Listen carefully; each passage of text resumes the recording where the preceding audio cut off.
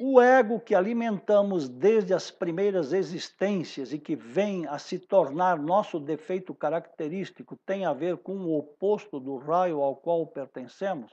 Não necessariamente, não necessariamente, porque isso é uma associação que nós fazemos de maneira assim muito simples, sem maiores análises.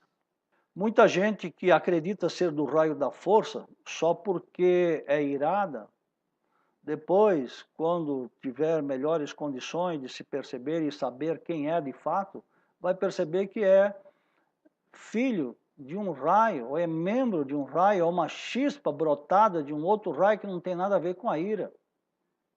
Porque todos nós temos ira. E enquanto formos e seguirmos realmente muito adormecidos, não temos capacidade de reconhecer. A soberba, por exemplo, ela está presente em todos os raios. A falta de amor, ou seja, egoísmo, todos os filhos de todos os raios possuem neste mundo, em maior ou menor dosagem. Por isso que nós falamos que esses traços estão muito relacionados às escolhas ou tendências nossas que nós experimentamos nos primeiros retornos. Porque é justamente nos primeiros retornos, assim como uma planta que acaba de nascer, ela se amolda. Claro que ela tem uma programação genética, uma carga genética, que mais ou menos inclinará o tipo de tronco que terá, a quantidade de ramos ou folhas, tipo de fruta, etc. Porém, se ela cresce torta e você colocá-la sobre uma estaca reta, a tendência é você consertar isso, ou desconcertar, dependendo do ponto de vista. Do ponto de vista da árvore, certamente é desconcertar. Mas o teu ponto de vista pode ser consertar, mas é uma interferência. Então, por quê? Você não deu escolha para a árvore.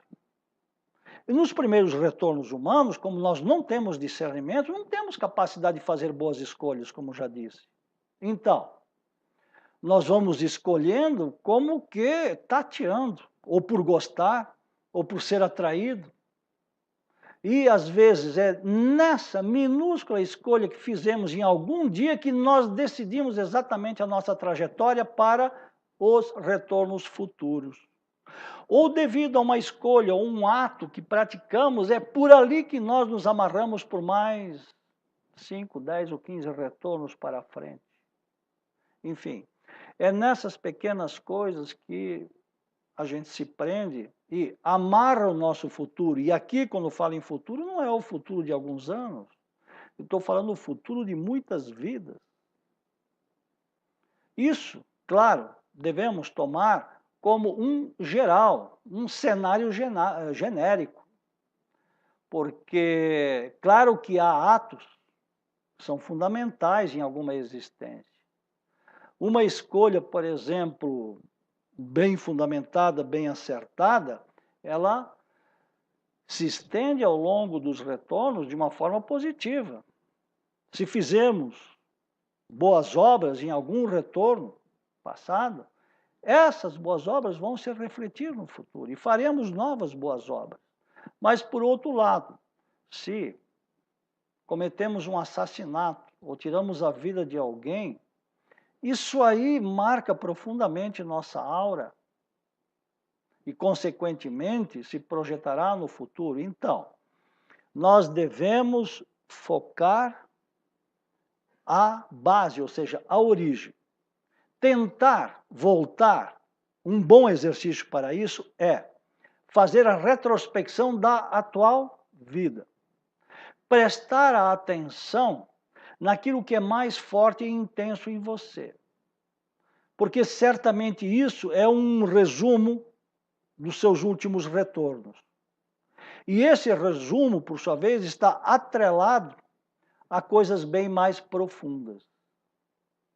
Se você realmente se dedicar a desconstruir a si mesmo, a entender o porquê você é assim, ou porquê você, sob determinadas condições, em determinados cenários, você sempre age da mesma forma, O dia que você perceber isso e se adiantar a qualquer reação mecânica, você deixará de fazer. Aí você deu um grande passo já no domínio de si próprio e na desconstrução das mecanicidades, porque o ego ele sobrevive, ele se mantém, ele se perpetua em função das mecanicidades, e a gente não se dá conta dessas mecanicidades. E por que que essas mecanicidades se tornaram tão fortes? Devido ao tempo anterior que nós vivemos sem ter discernimento. Agora, hoje, se nós recebemos uma doutrina, um ensinamento, uma ciência, que nos ensina a desconstruir o chamado ego, ou esses valores negativos, inteligentemente, poderíamos aproveitar isso e mudar totalmente esta vida e as vidas futuras. Agora, se nada fizermos, se ficarmos limitados tão somente ao intelecto, à mente, achando, que legal essa doutrina, é muito bonita, é muito interessante, nada irá mudar. Concretamente, nada irá mudar. Viveremos e morreremos filosofando sobre essas coisas.